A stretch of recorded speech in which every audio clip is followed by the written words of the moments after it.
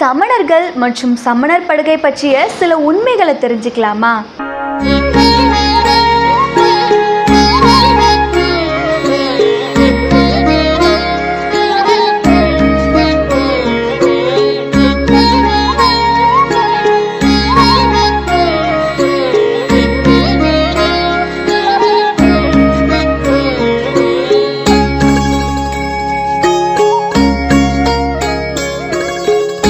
மயிலோசை நேயர்களுக்கு வணக்கம். சமணர்கள் எங்க இருப்பாங்க, எப்படி வாழ்ந்திருக்காங்கன்னு சில நம்பவே முடியாத வரலாறு கலந்த உண்மையை தான் நம்ம இன்னைக்கு பார்க்க போறோம். வாங்க வீடியோவில் போகலாம். அதுக்கு முன்னாடி நம்ம மயிலோசை சேனலை சப்ஸ்கிரைப் பண்ணிக்கோங்க. திருநெல்வேலியில் சமணர் படுகைன்னு சொல்லக்கூடிய இந்த இடம் திருநெல்வேலி சீவலப்பேரியில் அமைஞ்சிருக்கு. இயற்கையான சுற்றுச்சூழலில் சமணர்களுக்கு தியானம் செய்ய ஏற்ற வகையிலும் அதிகமான அமைதி கொண்ட இடமாகவும் இருக்கு. இந்த மலை ஊருக்கு வெளியே அமைஞ்சிருக்கு.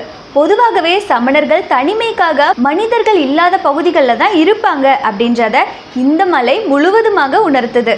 இந்த சமணர் படுகை மலையில சமணர்கள் ஓய்வெடுப்பதற்காகவே படுக்கை மாதிரியே இந்த மலை இயற்கையாகவே வடிவம் பெற்றிருக்கு.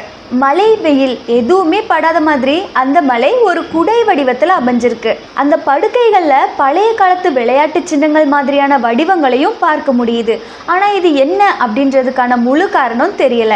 அது மட்டும் இல்லாமல் இதில் ஏகப்பட்ட வித்தியாசமான சின்னங்களும் இருக்குது. இந்த சமணர் படுகையில் ஒரு இடத்துல சுவாமி அழகிய அப்படின்ற வார்த்தை எழுதப்பட்டிருக்கு. ஆனால் இதற்கான அர்த்தம் என்ன, இல்லை இது மனிதருடைய பெயரா அப்படின்றது தெரியலை. இந்த மலையை முழுசாக பார்க்கும் பொழுது ரொம்பவே வித்தியாசமாகவும் அழகாகவும் இருந்துச்சு. இந்த இடத்த சுற்றிலும் மூலிகை செடிகள், குட்டி குட்டி பூச்சிகள்னு ஏகப்பட்ட விஷயங்கள் இருக்குது.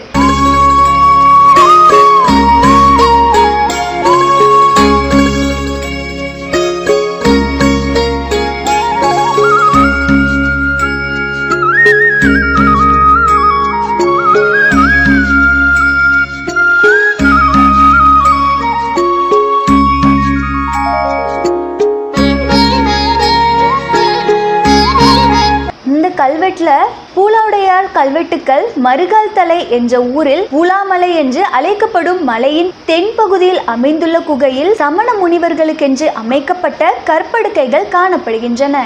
இப்படுக்கைகள் சமண முனிவர்கள் படுத்து ஓய்வெடுப்பதற்கு ஏற்ற வகையில் மழைநீர் படுக்கைக்கு வராத வகையில் வரம்பு வெட்டப்பட்டுள்ளது.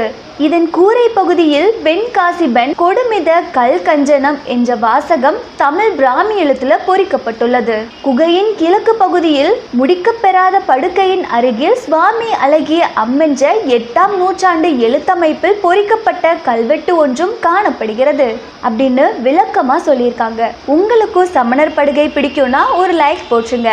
நீங்களும் நம்ம திருநெல்வேலி சீவலப்பேரியில் இருக்கிற சமணர் படுகையை பார்த்துருக்கீங்கன்னா அங்க பார்த்த மெமரபிளான விஷயங்களை கமெண்ட்ஸ்ல சொல்லுங்க. அண்ட் அடுத்தடுத்து மதுரை, கழுகுமலை போன்ற ஊர்களில் இருக்கிற சமணர் படுகையுடைய வரலாற்றை தெரிஞ்சுக்க போறோம். அதுக்கு நம்ம மயிலோசை சேனலை இப்பவே சப்ஸ்கிரைப் பண்ணிக்கோங்க.